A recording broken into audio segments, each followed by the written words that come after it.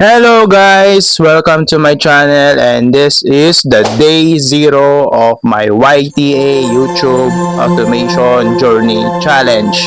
And today ay usapan natin day 0 kung saan wala pa tayong account.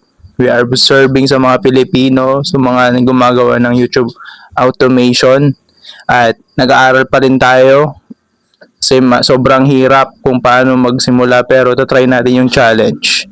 Within 3 months, try natin kung kaya bang ma-monetize yung ating account at pag-uusapan natin by detail. So, gagawa tayo ng video day 1 to hanggang sa ma-reach natin yung 3 months na challenge.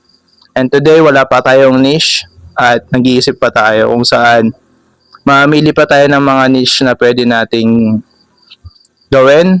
At still learning pa rin tayo ngayon. Gagawa tayo ng YouTube account natin, Gmail muna, then warm up muna natin. Try natin i-warm up. Pero maraming nagsasabi na okay lang daw na walang warm up yung account as long na mag-interact tayo sa mga videos at nagla-like tayo at nagko-comment tayo. Tapos magbabad tayo doon ng mga 30 minutes daw ata. So yun mga possible na according to my resource. At nag-avail din ako ng blueprint.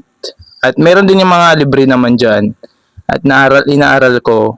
Now, for much as you know, marami na din akong channel na trinay. Pero ngayon ay okay naman, nakagain naman siya ng subscribers at mga views.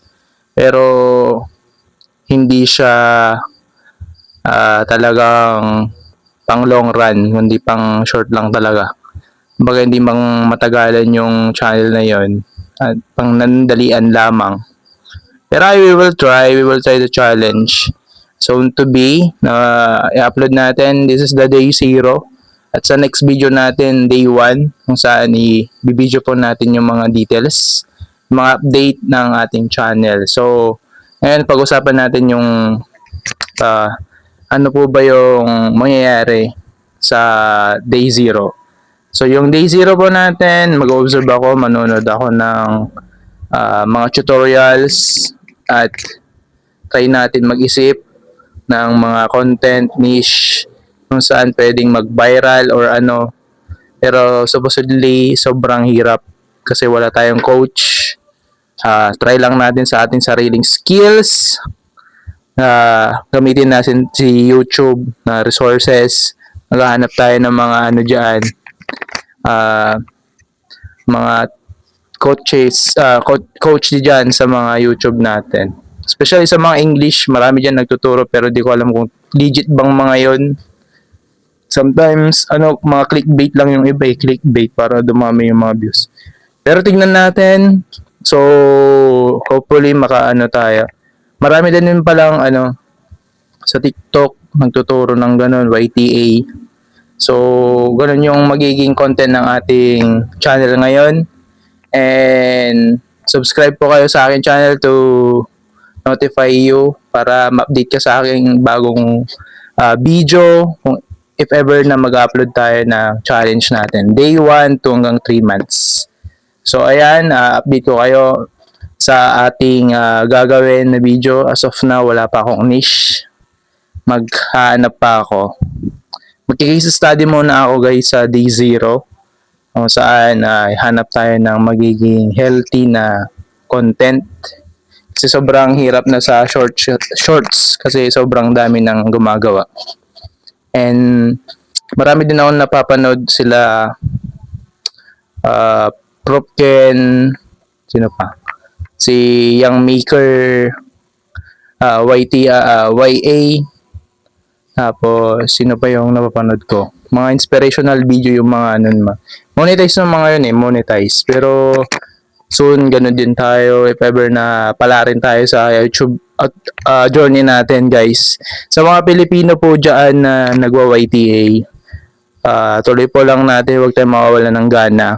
Alam kong sobrang hirap mag-edit ng video guys. Pero tuloy-tuloy lang natin. Malay mo one day may papatok dyan, may magbo-boom.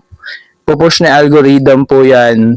sa mga tao na nanonood sa atin. Especially sa mga US audience yung ating target, 'di ba? So, guys, huwag kayong mawalan ng pag-asa dyan. I know it's hard. Sobrang hirap gumawa ng videos. Pero, try natin yung ating best.